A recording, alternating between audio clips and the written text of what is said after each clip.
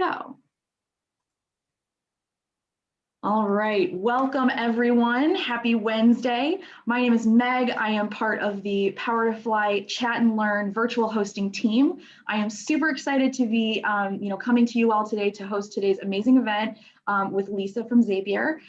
As we get started, I do just want to call out a couple quick housekeeping items for y'all. If you've joined us for a previous event, this will be kind of old hat to you. I apologize, but we will try and kind of buzz through these so we can get right to the meat and potatoes of today's event.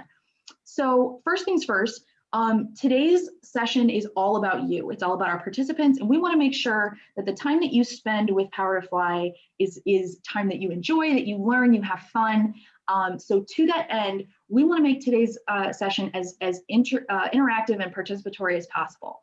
So we really encourage you to turn your cameras on so we can see your smiling, maskless faces safely. No need to be insta-perfect, messy buns, furry coworkers, unconventional workspaces, all of that is welcome. We are really excited to have y'all here. We also are going to encourage you to participate by coming off mute to ask questions or comment on what you hear from our speaker.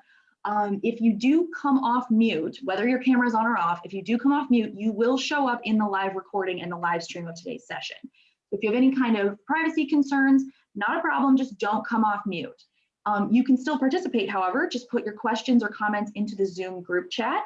And if you are in super black ops, deep cover, don't want anyone to know you're here, not a problem, you can still participate, just put your questions or comments into the Zoom chat and then use that drop down. Instead of sending it to everyone, you're just gonna send it to me, Meg-Powerfly.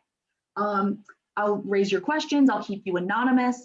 And that doesn't matter what your reasoning is, we will try and get to every question that is submitted today. So then with that being said, I do just want to call back today to what I said previously. This is being recorded.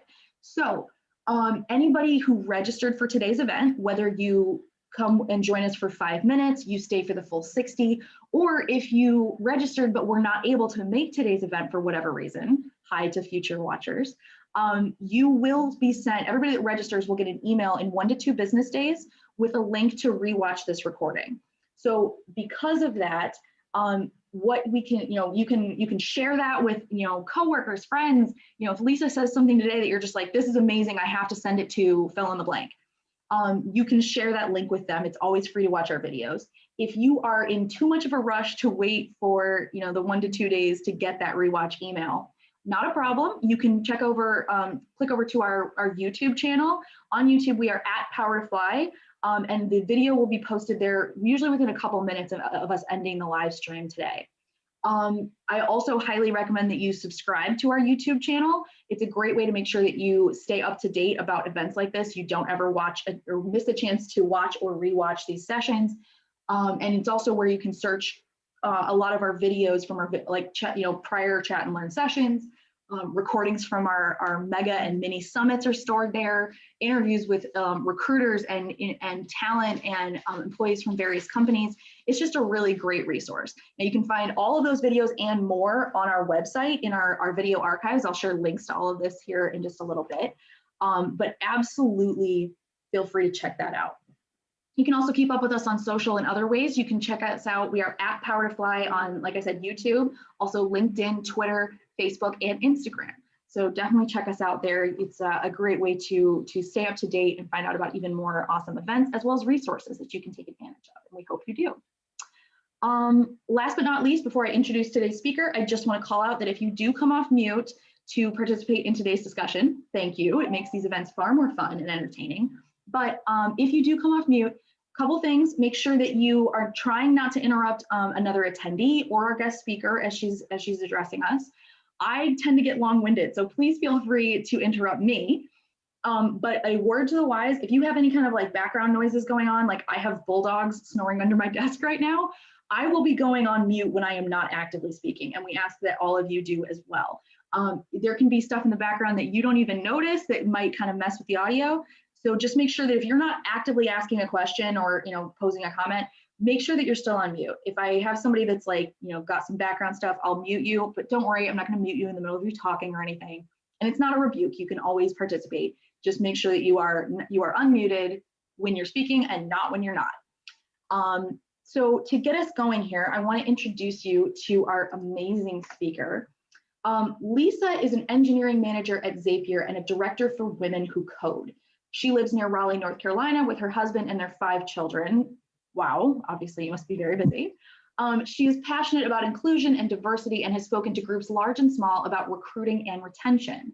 Outside of work, she enjoys cooking, video games, desk dancing. If that's what I think it is, then I also love desk dancing. Indeed. And all things fall. And there's also information where you can connect with her on Twitter and LinkedIn. So Lisa, first off, what is desk dancing? And second, is there anything else you'd like to add to that introduction?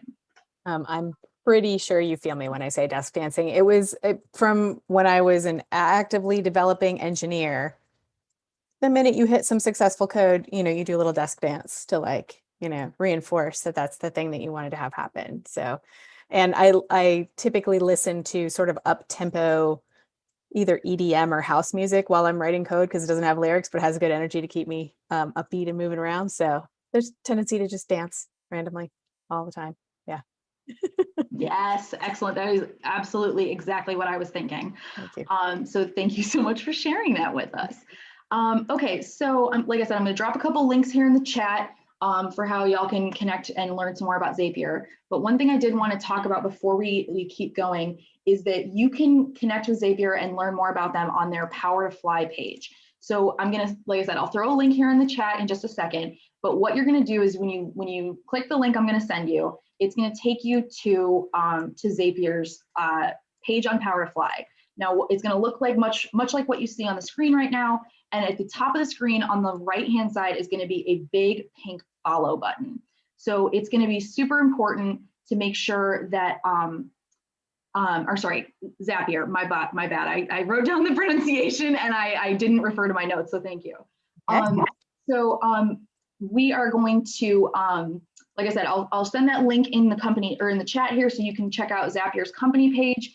And what that's going to do is where you can go to learn more about the company. You can check out what events they have coming up, like today, if they take part in our virtual career fairs or any of our upcoming summits, both mini and mega.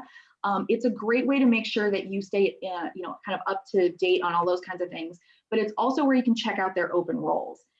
So it's really a great place to get to know the Zapier company or Zapier company. So the other thing I really encourage you to do is like that big pink follow button that's there. Make sure you tick that if you are at all interested in working with Zapier. It kind of works 2 ways. It sort of works as your friend at the company in that it puts you on Zapier's follow network. So it tells them that you are interested in working with them, which is especially key if you take a look at those open roles and there's nothing that really suits you right now, but you're still interested in the company. It tells them that you're interested without you having to fill out an application. But it also works like your friend at the company in that it pings you when they post new roles. So if, it's kind of like, hey, they posted this role, maybe you should check this out. It's a really great way to stay up to date on these things without feeling like you have to keep going back to the same job boards where it seems like maybe nothing really feels like it ever changes, or maybe you missed it, you don't check it for a week and then all of a sudden there's like 18 new jobs. So just please feel free to do that. You can follow as many companies as you want to on Powerfly, and you can follow and unfollow at will. It's entirely up to you. But if you are interested in Zapier, definitely make sure you click that follow button so that you can be on their follow network.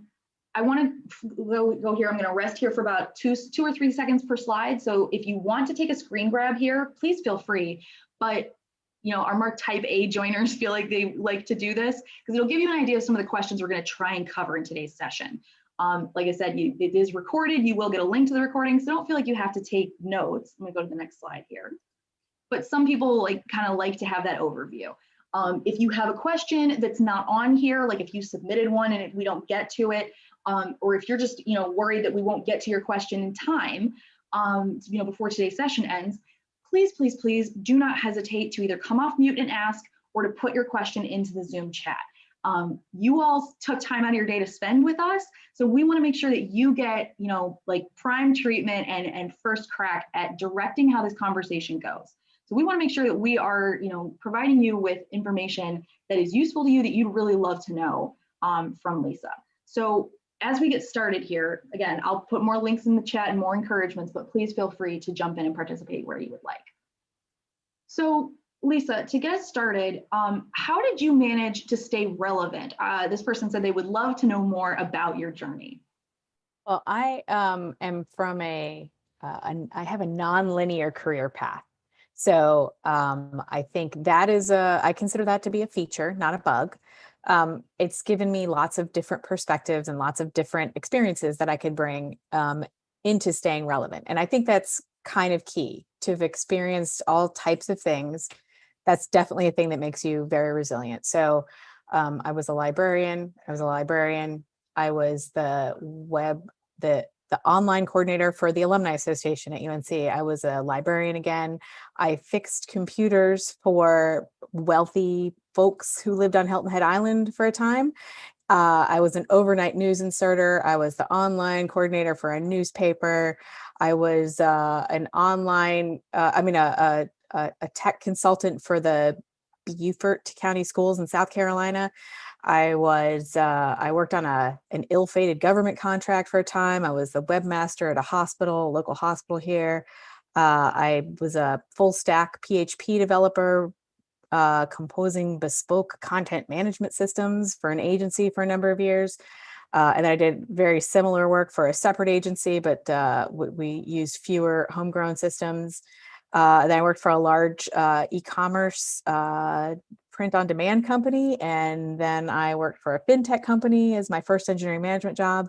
And then I landed at Zapier. So I've had roughly 1 million jobs. And they all, took something from every job to leverage into the next job, even if it was, I never, ever want to do this again. And that's a key fact too. I think that's a great thing to kind of highlight, because like I have a very similar career arc in that it's not, it sort of looks like those cartoons from Family Circus, and I'm really kidding myself with this reference, but like where Billy kind of ran all over the screen, or all over the I don't know, the comic strip. Like I've also had a really weird career trajectory, and so it's really helpful to know that like other people have done this too, but also like he is taking things away from those experiences and learning more. And like you said, even if it's like, I don't like this job and here's why, or I would prefer to have this kind of role as opposed to a role that focuses on this area. Yeah, it's really important to kind of not just see it as a success or failure, but see like, what did you learn from it? What can you take away to do differently? Okay, so moving on to our next question here. This person wanted to know, how were you able to succeed and advance your career while balancing it with motherhood? I mean, how do any of us balance literally anything with motherhood? Those of us who have chosen motherhood know that like there's just, it's a full-time demanding job that we love, but there's no days off on that one. So, you're always balancing, right? So it's very much the same way. But I had gotten my first online job. I was in it for about 3 years before I had my oldest daughter. And that was with the Alumni Association. And at the time, they were unwilling to consider remote work. And it's been I won't tell you how long, but it's been a while. And so I understood that. So I separated from them. And then I just sort of, I was a trailing spouse for a while. The father of my children is a golf course superintendent. So we kind of moved various places. That's why we were down in Hilton Head.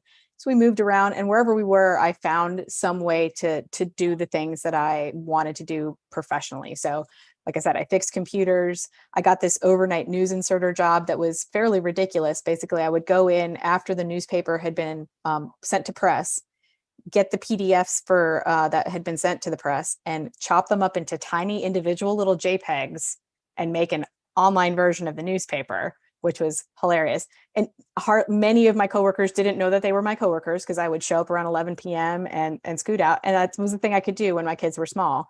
And then a bunch of people left, and all of a sudden I was in charge of the whole online department. That was just luck. I was just there. And I've been fortunate that I've had either friend situations or school situations or co-parenting situations where my kids they didn't spend a lot of time in daycare type situations. They went to preschool, but that was about it. Balance it like you balance everything. You make choices. My children always come first. that's the thing, and now I have 5. So like we have lots of balancing and juggling, but it's really, I don't want to say it's easy, but I don't want to say that it's like insurmountable either. Looking for places that are family friendly and have work-life balance are great buzzwords, but they absolutely have an impact. So to me, work-life balance doesn't necessarily mean the number of hours that I work, but it means that if I take time away from work, my team has my back. That I can leave and do the thing that I need to do offline without feeling like, oh, I need to check in with work. That's super important to me, and it's a value that I manifest on my team currently, and it's really important. And then looking at places, it's you can tell there's some questions you can ask to see if a place is family friendly. And it doesn't necessarily have to be like, are you family friendly? You can look and see like what their health coverage is like. How many weeks do you get for parental leave, regardless of what your situation is? Those are the kinds of things that'll give you some kind of indicator whether or not it's brochureware or actual policy. At Zapier, we have a very generous parental leave policy for all involved. It also covers adoption, surrogacy, all the ways that a child can come into your life. You can take parental leave for. And sorry, my puppy dog friend has decided to comment on that too. So it's those are the kinds of things you can examine to see whether or not a place is going to be amenable to balancing your life and work. I love that idea of like asking, kind of asking the questions about very specific things. My puppy dog is going to comment now, so apologies, guys. But yeah, it's a really good thing to keep in mind. So sorry. Is that when you are kind of looking at prospective companies, you are interviewing them just as much as they're interviewing you. Yes, and that is absolutely a key thing to remember. The process should allow you to know as much as you feel comfortable to make your decision. You need to know about them. Remember that they're essentially, they're auditioning for you, right? Like while you feel like the job interview is you having to prove yourself, and in some part it is, but you've made it through a process. By the time you've made it to the interview stage, ask all the questions, ask pointy questions. And if you don't get the answers you want, that's not a place you want to work. And if you get pushback, that's not a place you want to work. And if you get nonsense, that's not a place you want to work. Just the act of asking the questions can give you a lot of signal and tell you whether or not that's a place that you want to be associated with. Yeah, for sure. And thank you for calling it like kind of ask pointy questions, because you're right. Like asking about concrete, like, how do you support your parents? Is there an ERG? Is there, what kind of like you said, like you gave some really great examples. So I'm not going to try and reinvent the wheel there. But, this is the time where you're not expected to know, especially in this case, you're not expected to know anything about how these internal processes and protocols work. So if you get an answer that's a little bit mushy or kind of unclear, it's quite all right to say, like, I'm sorry, I'm not really clear on that. Can we go over this? Joanne's asking what's an ERG, and Roz, thank you so much, is answering. It's an employee resource group. Sometimes they call them different things, like, but it's like, like a group that comprises, a specific contingent within that employee base. So there might be one, affinity groups. Thank you, Roz. It might be known, there might be one for Black employees. There might be one for LGBTQIA employees. There might be one for, like you said, like working parents. There's a lot that can be, that can kind of encompass that. So anyway, ask the pointed questions, like get a real answer. Because if you're not, these are the kinds of things you can't find out generally from Googling. You're in the place where you should have these answers. And if you don't get the right answers, or the way the answers are delivered, as Lisa said, is very important to know. And when you're asking that ERG question, some tech companies have decided that the way they're going to fix their diversity issues is to have ERGs handle it.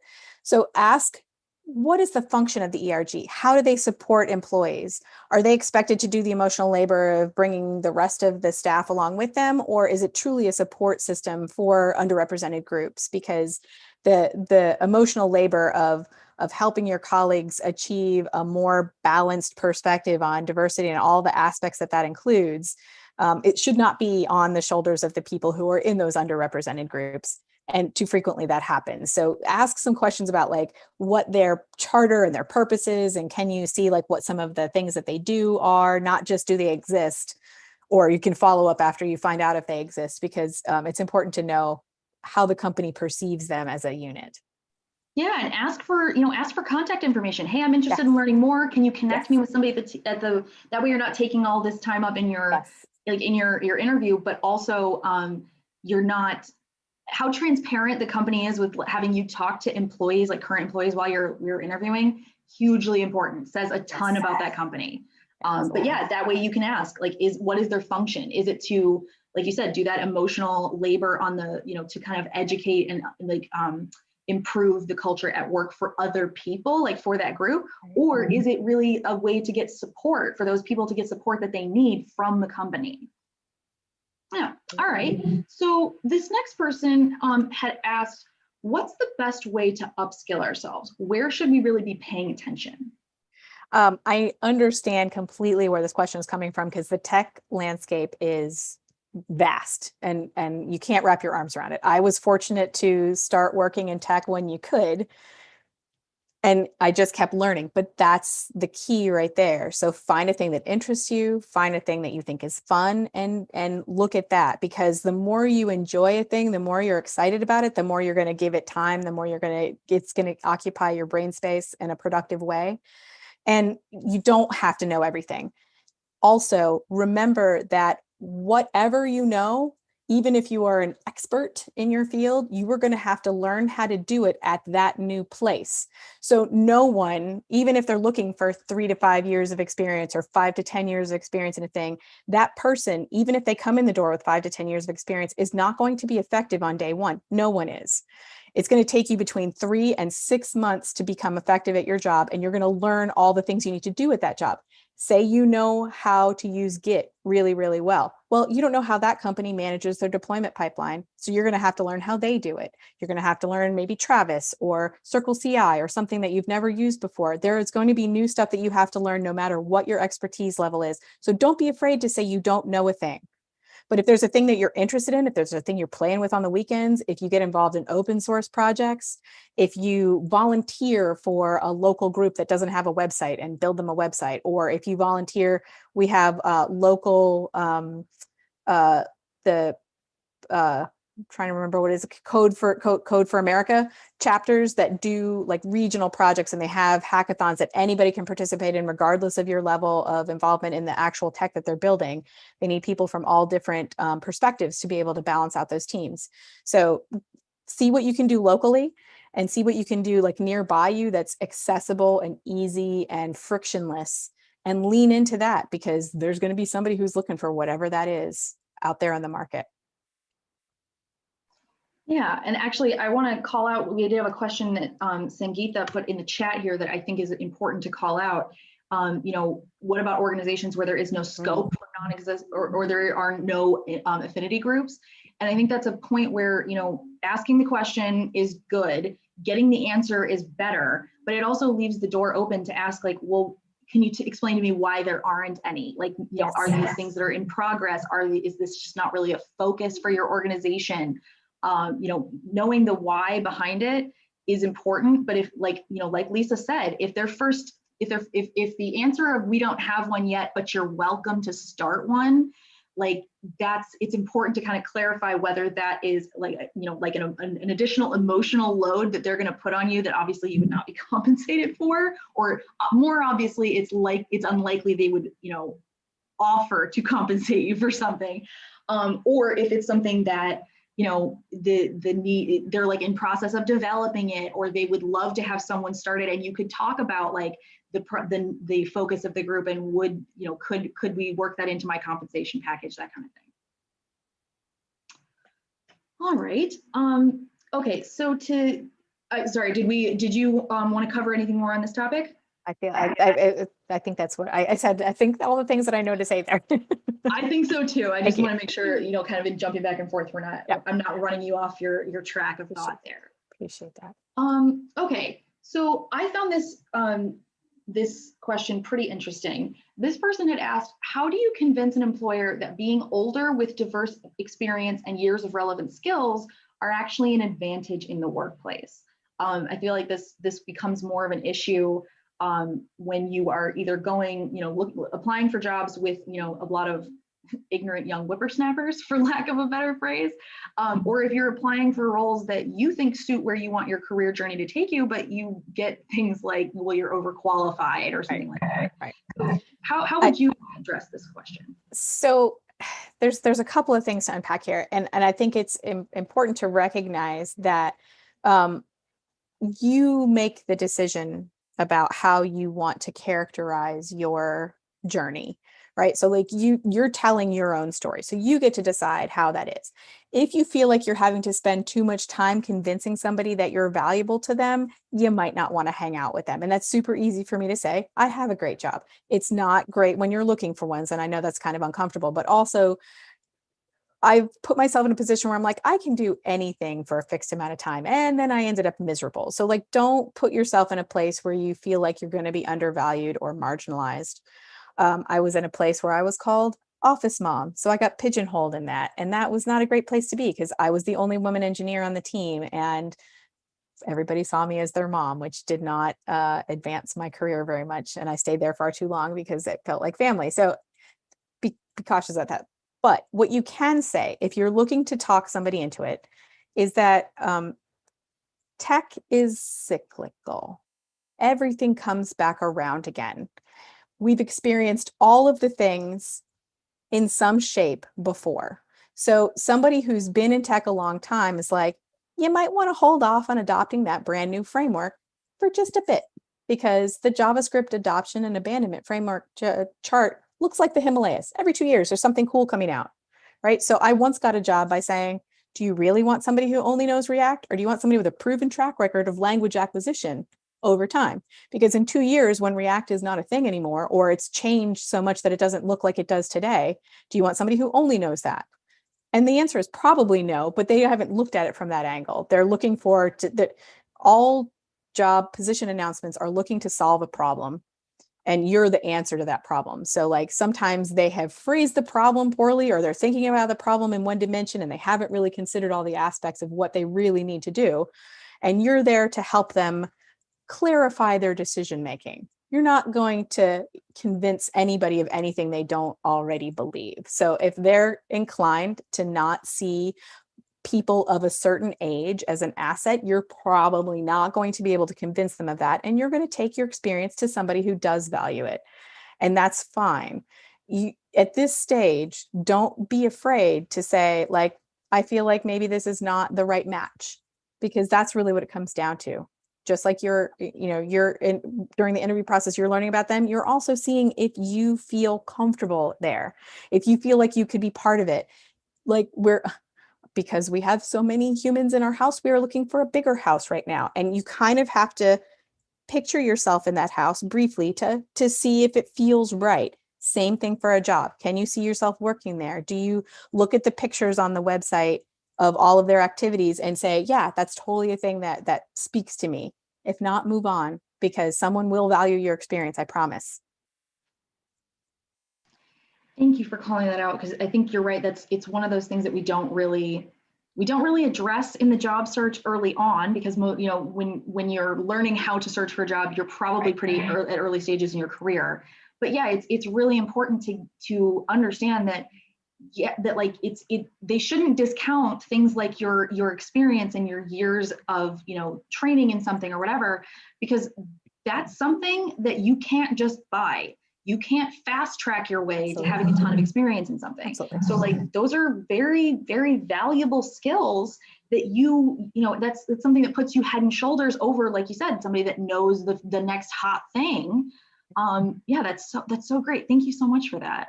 Sure. I also want to call out, I'm going to put a link here in the chat in just a second.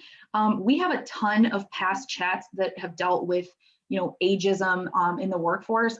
There's a ton by Helen Sanchez, who's like one of my favorite hosts for our office hour sessions. So I'm going to put a link in the chat where you can check out some of our video archives on this topic if this is an area that really resonates with you.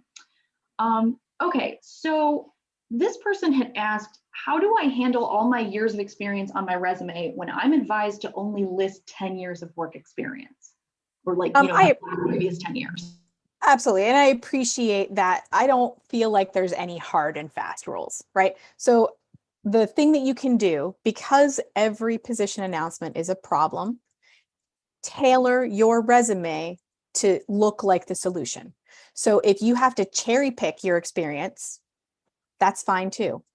You can like list other jobs in between, or you can create a functional resume, which is a lot better for people who've been in the workforce for a really long time. You don't have to listen, if I started listing all my jobs, there wouldn't be enough paper. It would be ridiculous.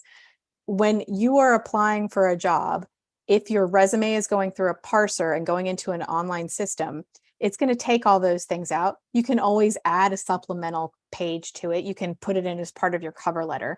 But when your resume is parsed into the system, a hiring manager or a recruiter or a screener has maybe 30 to 60 seconds to get an initial impression. So you want to top load, you want to put that stuff, the stuff that's most relevant up high, work it either into your problem state, your overall statement. If you use one of those at the top, put that stuff right up at the top. Think of it more like a billboard than a novel. You have a few minutes to convince somebody that you are worth stopping to look at and, not getting moved through the process too quickly. So take the advice with a grain of salt, like you do any advice. Tailor your resume to the job you're applying for. Try not to have, you can have like a boilerplate standard CV that has all your stuff on it. Then pick and choose the things that are most relevant to the job that you want and list those things and highlight why those things are important to me. I want to hear the story of why I should talk to you more. Tell me why you were perfect for this job and I will listen. Toss in a link to your GitHub repo with no context and I'm going to move on. I'm not going to spend time pouring through your repo unless I've already seen something that interests me. If you put a repo link on there, tell me why. Why do I care about this repo? I learned something from this project. I used this technology. I, built something I never thought I could. I used this to solve a problem for some other place. I, increased ROI. All sorts of things you can tell me, contextualize that. Give me an example. Tell me a story. Those things are important to me. And you can tell your story of many years of experience concisely too. Like, I had 5 jobs where I did this specific thing and I was able to bring this much value to the company. You don't have to list the jobs out individually. You can put that in a functional resume. Tailor it to the job and see if there's something from 10 years ago that's relevant and important, include it. If there's something from 10 years ago that doesn't matter, like I don't list my librarian experience much anymore because it doesn't really matter for the jobs that I'm looking for. But I had a bunch of those jobs. So, those just aren't there anymore. Pick and choose what you need. I love that. Okay, so we had a question come in on the chat that I want to address. So Carrie says, as relates to experience, I find current interview processes very demoralizing. Having many years, decades of experience adapting to multiple languages and technologies, I get eliminated by specific coding tests after getting through most other aspects of the interview process. Do you have any thoughts on this and how to work around it? They say I've pretty much stepped out of the workforce as a result of these experiences. Oh, I'm sad to hear that because I feel like there's a place that you would be welcomed, but I get it. I try to stay away from places that do, I'm going to say, performative or punitive code. Like if somebody is asking for a whiteboard exercise, I will withdraw my application because I feel like that is disrespectful. I'm sorry. So a repository, like if you have a place for all of your code from earlier, I just saw that question pop up. So I don't love live coding exercises. I don't feel like that proves your ability at all. The thing that I'm indexing for, the thing that I'm looking for when I'm hiring is, can you solve problems with code? I almost don't even care what language it is. Look for places that offer you to be able to take their code problem with whatever language or framework you're comfortable in, because that's what matters. Like, I need to see if you can reason your way through this exercise, write some code to make the things happen. I don't care what languages it is. Frankly, if you've been around long enough, you know they're kind of all the same. They've all got some differences to them, but they all have commonalities, and they all have a way that you can illustrate how you solve this problem. So find code tests that are adaptable. Find code tests, ask people about their tech test before you even start interviewing. Like, you're under no obligation to perform for them. I feel like whiteboard tests, all it does is show that you can write on a whiteboard, and I don't care about that. That doesn't matter to me.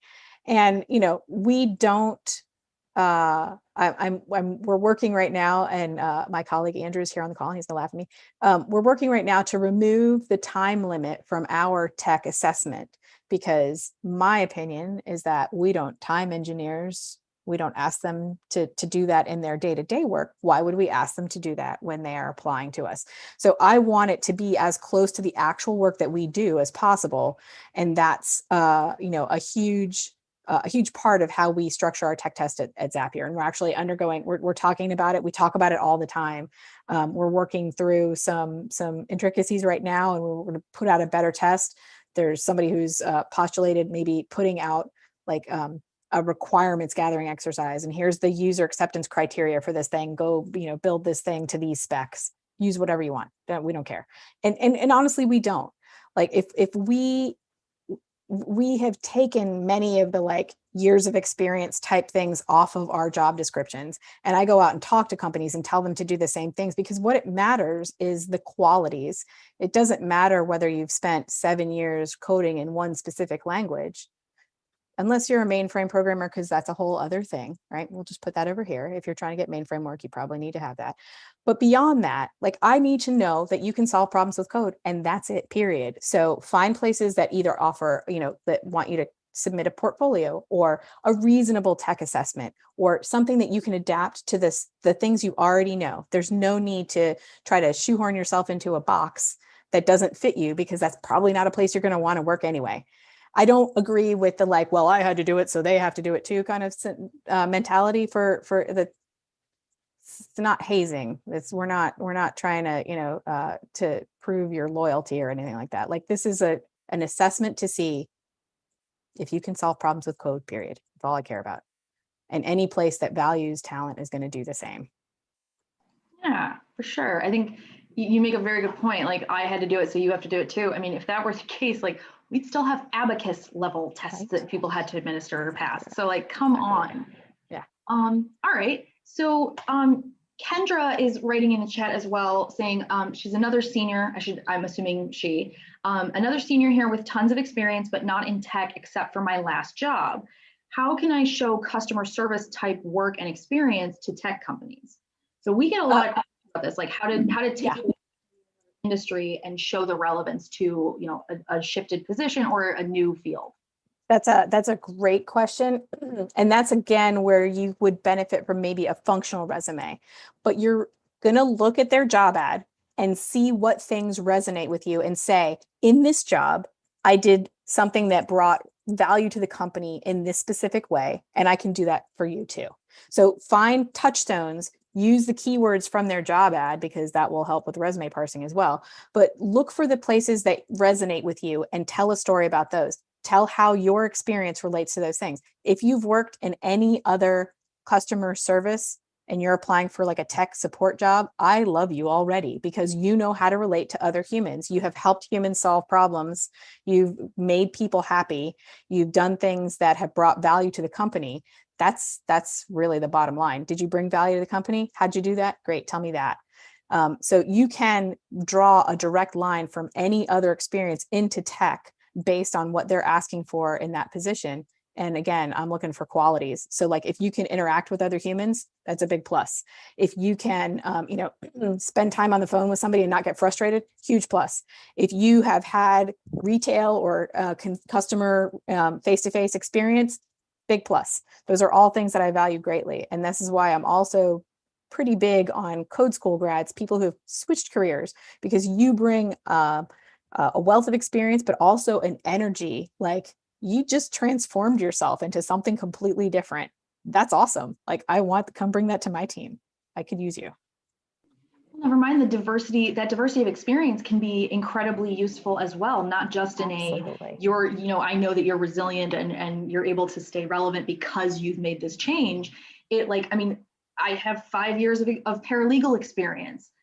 Am I paralegal right now? No. And I haven't been in like 5 or 6 years. But, I work for Power to Fly as a virtual events host, but I also am like part of the legal team here reviewing contracts and making sure like the stuff that we're asked to sign or that we're asking companies like partners to sign works. So it's a weird flex and a weird skill that I generally I haven't utilized in 6 years, but now I am.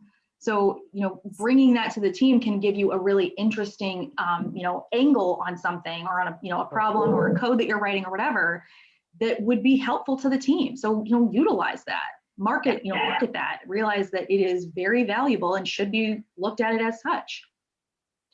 Ida is putting in the chat, I didn't feel great about an interview I did. It required a lot of pre-work that they felt should have taken only 4 hours, but really required way more.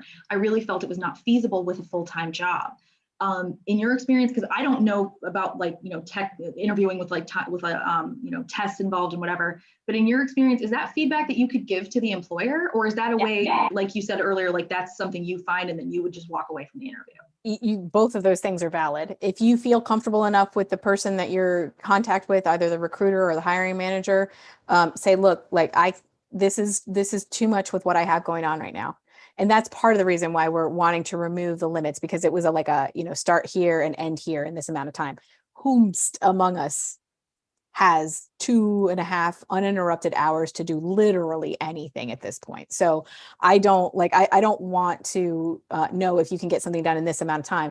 I think what they're trying to do, and this is the reason why we have a time limit, and I don't know that I 100% agree with it, but I can see the point of view, is that they don't want people spending like 2 weeks prepping and someone else have only spent 4 hours. Like, they don't want to give an unfair advantage to somebody who does have abundant free time and feels like they can spend, all month working on a project.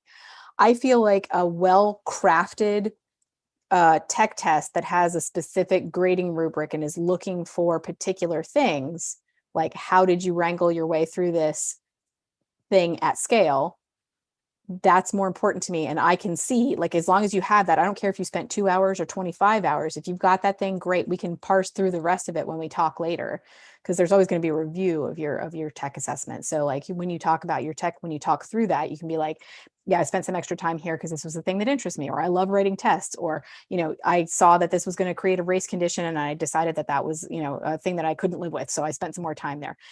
Talk about, again, tell that story. But if you feel comfortable enough with that hiring manager, be like, look, 4 hours was not enough time. And also, like, I just don't have this in my headspace right now. I actually had somebody that was like, somebody rewrote their tech test based on my feedback is all I can tell you. Like, I was like, this is too much.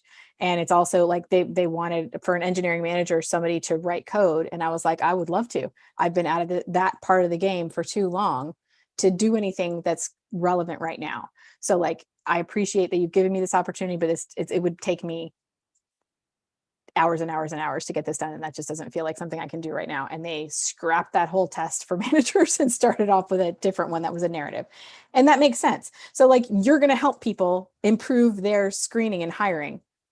Give them that feedback. You don't have to just walk away, but also you don't owe them anything at that point. You can just walk away. You decide what you are in control of how much you give of yourself to. Yeah, for sure. So I'm seeing a ton of the pre-submitted questions that we kind of sifted through of stuff y'all submitted. A lot of these are questions that we have answered on previous chats. So it's not that I don't think we should answer them, but I'm going to save them because we only have 15 minutes left today. So I'm going to save them for maybe like a rapid fire question round at the end, or again, I'll share that link again where you can check out some of our past chats. Anything that Helen Sanchez has done is awesome, but there's also a bunch of panels that we've done at like our summits that have multiple viewpoints, and they're really helpful and informative. So this person had asked, what are the age red flag phrases to avoid during an interview or on a resume, like having adult kids, work experience longer than 10 to 15 years, etc.? So again, this is another question that I appreciate and I understand, but also like if you say my kid is 20, which there's some of the kids that are that age in my house, that shouldn't be a red flag, right? That's you bringing your whole self to that interview. So if there's a thing that you say that an interview is like maybe you just be like, all right, great, it's been great talking to you, and we're gonna obviously move on. Like there shouldn't be anything except for like I straight up like, I don't know, like I went nuts at my last office and flipped over all the desks. That might not be a good thing to say during an interview. Like those are kind of the outliers. But like beyond that, if it's something that's about you that's true, it shouldn't be a red flag to them. And if it is, it's not a place you want to work. Yeah, and I think that's really important. I'm loving all the advice you're giving, and it's also really important on the flip side to kind of acknowledge that the ability to walk away from some jobs or to be like, that's just not the place for me, like that is a very, I hate to use the word privilege because it gives people a lot of like a knee-jerk reaction, but like there are a lot of people that don't have the luxury of doing that, right? And it's important to acknowledge that like sometimes you have to, you're just trying to get the job. You're just trying to make sure that you can get out of the place you're in or make sure, or like get to an employed place. And so I think that it's really important to realize that, yeah, if if you can't bring your full self there, you probably don't want to work there anyway. But one of the other questions that we had submitted, I'll try and like see if I can navigate back to it here. Let's see. Yeah, this person I've been told to leave off dates on my resume, but recruiters always want a resume with them on. How do we work around that without lying? So in terms of kind of working within the system as it exists, even if it's not perfect, but we have to try and pass that. Sure, absolutely. Yeah, what advice would you give maybe for something like this, where maybe not the flags or like the phrases are the issue, but you're trying to work around something that you can't really work around because numbers are required for, especially like ATS systems. So that is absolutely, it's very interesting to me, any recruiter that would require anything except for like to prove that you've actually worked at the place. But if you have to include dates, just give it to the recruiter. Don't put it on your general, like you're going to have 2 to 5 resumes that you're working with at any given time. Have one that has dates and one that doesn't. If a recruiter requires it, ask them why. Like, is it relevant for this particular position? Do you need to know that? Or do you just need to know like how much experience I've had at a thing? Like, if you don't want to include dates, again, this is the same. Like I got trapped in a recruiter asking me how much I made at my current job. And I felt like I had to tell them. And then I was like, wait, why did I feel like that? Like, and there are states now where they legally can't ask you that. So like that there's reasons for that. But like you, again, are in control. And if you have to give it to them because it's a system requirement, fine, but ask why and see if like that's really a thing that they need to hear, or are they just concerned with like how many times you've done this thing? And I get it. Like I've taken plenty of jobs because I needed to have a job, and I understand that. And it is a great privilege to be able to walk away from something, but also don't make yourself miserable. If there are enough signals during an interview process that this is not going to be a good place for you, don't sacrifice your own personal well-being. Try not to, if you can avoid to. Like it's not going to be good for you in the long run, and I would worry about you. So Susan's in the chat here, and she's making a very valid point. And actually, Susan, she's saying that Power to Fly requires dates in your profiles.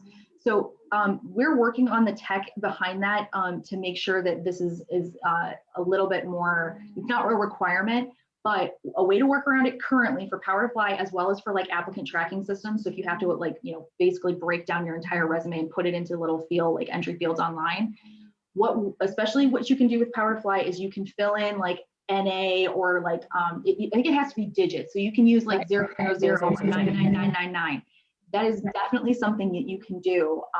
And just to kind of play devil's advocate a little bit, maybe not devil's advocate, but like as somebody who went through this on the flip side of it with like not having any experience, because either I changed industries and I had no experience, or I was a recent grad and didn't have the experience that they wanted for entry level positions.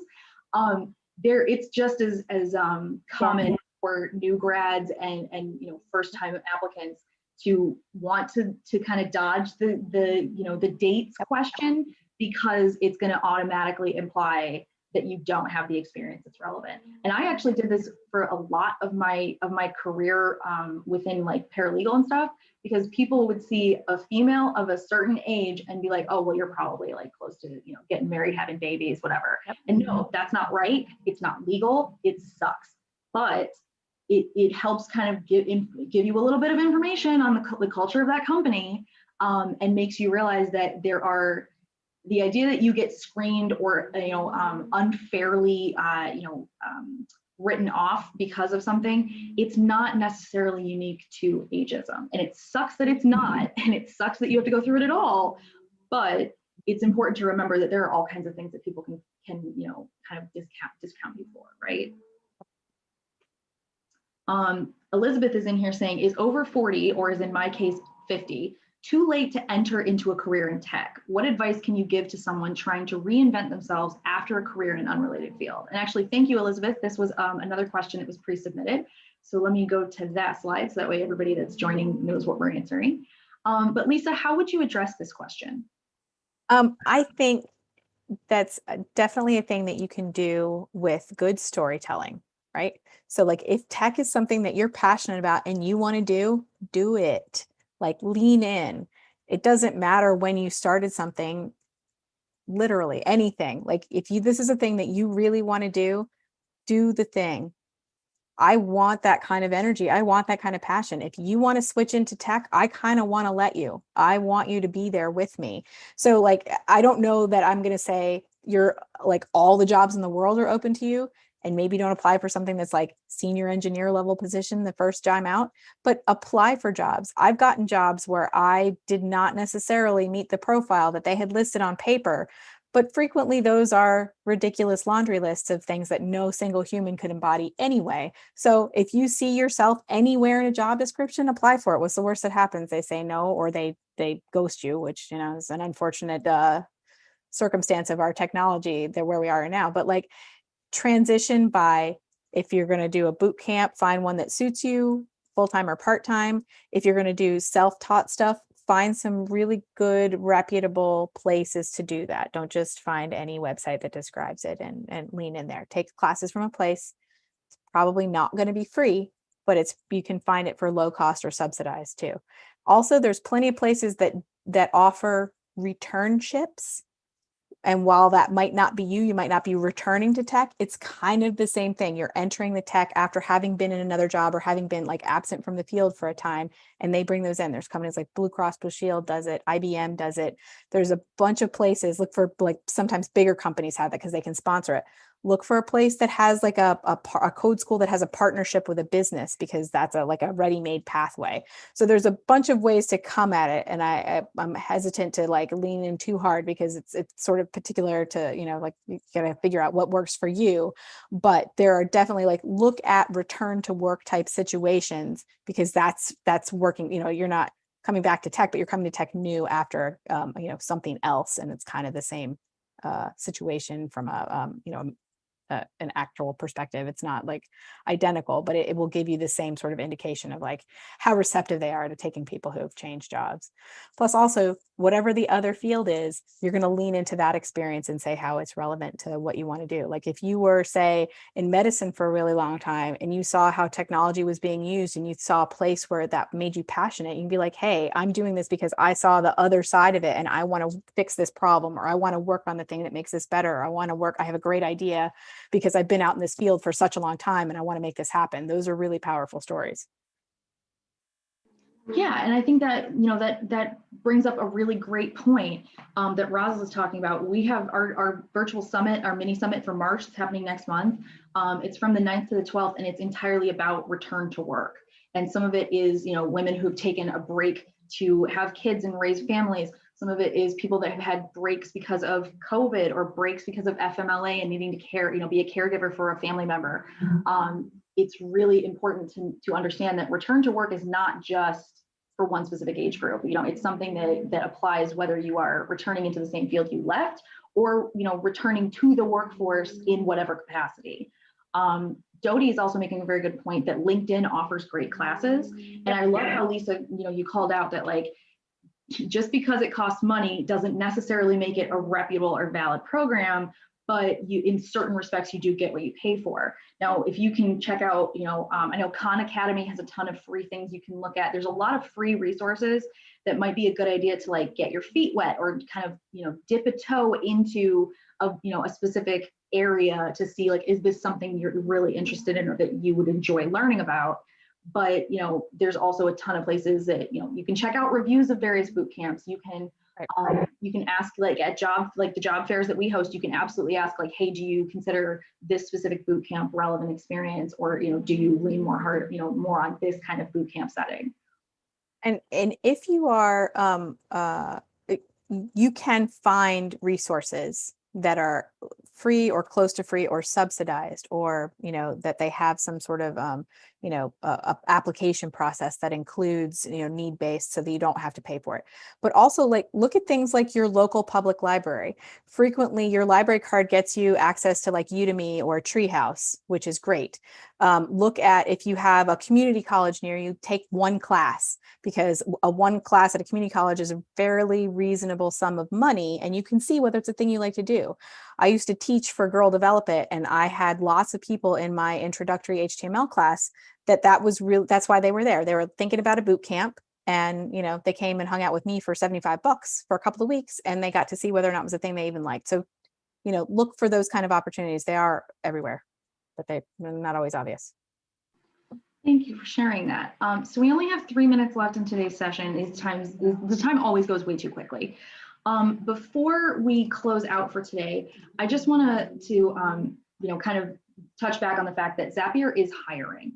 So do you feel comfortable talking about some of the positions that you're looking for? Or do you have any tips for someone who is interested in applying? Absolutely. So we're literally looking for everything. We're looking to grow a ton this year. So, we have great customer champion roles that sometimes are weekend based if you need a non-traditional schedule. We do hire from literally all over the globe. So that's like, no matter where you are, we're probably going to look at you. My favorite part of working at Zapier are the humans that I get to spend my time with. They're wonderful and thoughtful and smart and funny. And it's a great culture of inclusivity that I really appreciate. And tips for applying, have that story ready. We don't have a traditional application process. There's going to be a bunch of essay questions. And frequently I'm asked like, how long should my answer be? And I have a Weasley answer long enough. Like, say what you need to say, don't spend a ton of words, but we're going to be looking for how you express yourself in the written word, because frequently, like if you're a customer champion, you have to communicate all by email. Frankly, you're going to be using a lot of words. So use your words wisely and judiciously, and be prepared to tell the story, because that's the kind of thing we want to hear. I think that's a really good thing to touch on. And like, sometimes the answers are a little bit Weasley, it depends sort of thing. Right. But it really harkens back to what you'd said previously about, about your resume and how to like phrase some of these things. Like you want to front load it. You want to make it obvious to people like what you're looking for and why you would be a good fit for this. But think of it less as like even like a dust jacket on a book. It's more about like the teaser, right? You can give information, but also make it interesting to the point that like, oh, I want to know more. I want to talk to this person and find out how they were able to do this, or why this is something that we really need. So it's okay. You don't want to like be too secretive. Obviously, you want them to understand what they're getting with you, or know that you are somebody that they should learn more about. But you also don't want to like pour out an 8-page novel and realize that like they're not going to parse through all that. All right. So thank you so much. I know we are at time today, but Lisa, seriously, like really, really, really glad I got to spend the afternoon learning from you. It was really, really amazing. Thank you so much for taking time out of your day to prepare for this. I know it's not just an hour-long commitment, as well as spend time with our community. Thank you so much. Thank you for having me. This was great fun. Anytime. I threw a bunch of links in the chat, so like where you can go to check out Zapier's job listings. I saw Andrew also put in a link to Zapier's own website. Absolutely check those out. I know that probably not every single Zapier job will be on Power to Fly, but if you do apply via Power to Fly, it's great to know that there is a case manager associated with every one of our client companies, and their whole job is to follow up on things like the application process for our Power to Fly community members. So please take advantage of that if you can, because it definitely helps. The other links that I put in here, so like where you can check out the Zapier Teams page. If you're interested in chats on ageism or senior work experiences, there's a search there that you can start with. There's also a couple links where you can connect with Lisa on LinkedIn if you'd like, as well as a link to our upcoming virtual events, including our Diversity Reboot Virtual Summit. Like we said, it's going to be about return to work. That's happening March 9th through the 12th, and you can register for free at the link that I provided. We are out of time for today, so I am going to close us down, but I will leave that chat window with the links up for a couple minutes in case y'all want to grab those. Thank you so much to all of our wonderful participants. The questions submitted previous to today, like prior, as well as during today's session, were amazing. Thank you so much. I hope to see many more of you on upcoming chats in the future, and I hope you have a happy Wednesday and rest of the week. Bye, guys.